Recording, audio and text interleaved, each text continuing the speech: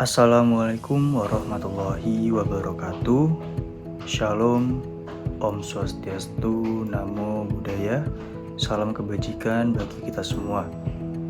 Yang terhormat Bapak Mo Imam Gustomi SHMH selaku dosen pengampu mata kuliah hukum acara peradilan tata usaha negara. Saya Danendra Arya Satya Maheswara dengan NIM 8111422 dari Rombel 6 mata kuliah Hukum Acara Peradilan Tata Usaha Negara hari Rabu jam 9.00 waktu Indonesia Barat dengan dosen pengampu Bapak Pratama Herdi Herlambang SHMH dan Bapak Mo Imam Gustomi SHMH.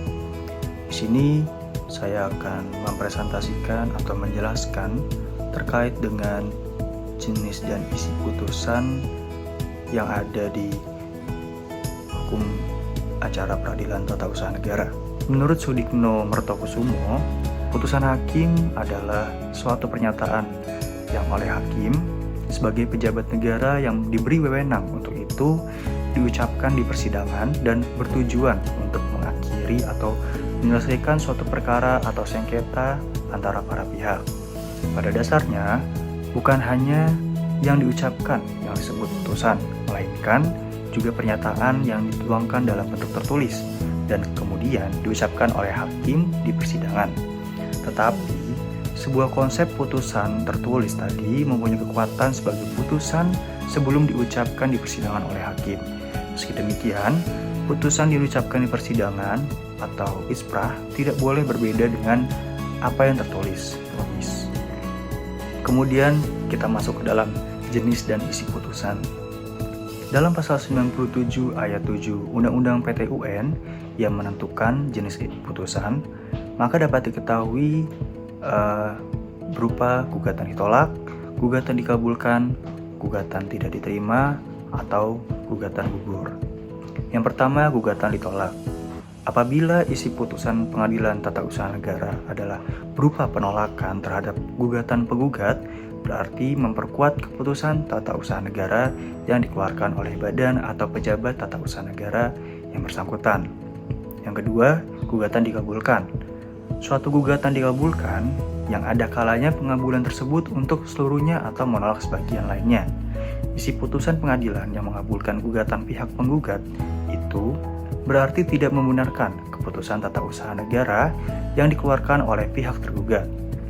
Dalam hal gugatan dikabulkan, maka dalam putusan tersebut ditetapkan kewajiban yang harus dilakukan oleh tergugat yang dapat berupa antara lain pencabutan KTUN yang bersangkutan atau pencabutan KTUN yang bersangkutan dan menerbitkan KTUN yang baru, dan yang terakhir penerbitan KTUN dalam hal gugatan didasarkan pada pasal 3. Yang ketiga ini gugatan tidak diterima.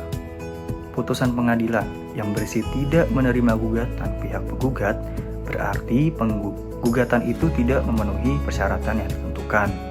Persyaratan tersebut sebagaimana yang dimaksud dalam prosedur dismisal dan atau pemeriksaan persiapan. Kemudian yang keempat, ada gugatan gugur. Putusan pengadilan yang menyatakan bahwa gugatan gugur dalam hal para pihak atau kuasanya tidak hadir dalam persidangan yang telah ditentukan dan mereka telah dipanggil secara patut atau perbaikan gugatan yang diajukan oleh pihak penggugat telah melampaui tenggang waktu yang ditentukan. Dalam ketentuan pada pasal 109 Undang-Undang PT-UN disebutkan bentuk putusan sebagai ada beberapa bentuk putusan. Putusan pengadilan ini harus memuat yang pertama ini kepala putusan yang berbunyi demi keadilan berdasarkan ketuhanan yang Maha Esa atau biasa disebut dengan ira-ira. Yang kedua ada nama, jabatan, kewarganegaraan, tempat kediaman atau tempat kedudukan para pihak yang bersengketa. Yang ketiga ada ringkasan gugatan dan jawaban tergugat yang jelas. Yang keempat ada pertimbangan dan penilaian setiap bukti yang diajukan dalam hal yang terjadi dalam persidangan selama sengketa itu diperiksa. Yang kelima, ada alasan hukum yang menjadi dasar putusan. Yang keenam, amar putusan tentang sengketa dan biaya perkara. Dan yang terakhir, hari, tanggal putusan, dan nama hakim yang memutuskan. Kemudian kita membahas terkait dengan pelaksanaan putusan. Putusan pengadilan yang dapat dilaksanakan hanyalah putusan pengadilan yang telah mempunyai kekuatan hukum tetap atau inkrah. Demikian ditegaskan dalam pasal 115 Undang-Undang PT-UN. Pelaksanaan putusan yang sering disebut dengan eksekusi adalah pelaksanaan putusan pengadilan yang telah mempunyai kekuatan hukum tetap atau inkrah. Artinya bahwa terhadap putusan tersebut tidak ada lagi upaya hukum atau dapat juga masih ada upaya hukum.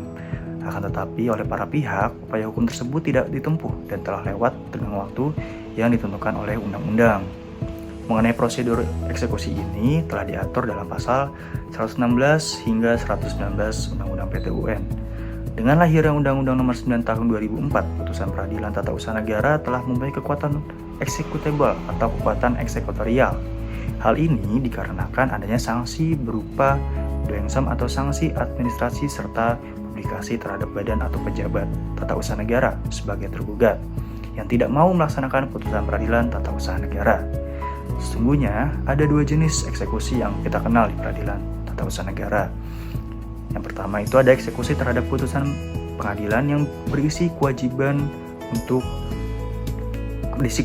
yaitu kewajiban yang dimaksud dalam pasal 97 ayat 9 huruf A, yaitu kewajiban berupa pencabutan keputusan tata usaha negara yang bersangkutan. Yang kedua, ini ada eksekusi terhadap putusan pengadilan yang berisi kewajiban sebagaimana dimaksud dalam pasal 97 ayat 9 huruf B dan C, yaitu huruf B yang berbunyi pencabutan KTUN yang bersangkutan dan menerbitkan KTUN yang baru, atau huruf C, penerbitan KTUN dalam hal gugatan didasarkan pada pasal 3. Selanjutnya kita akan membahas terkait pelaksanaan putusan terhadap keputusan badan atau pejabat tata usaha negara yang telah dinyatakan batal.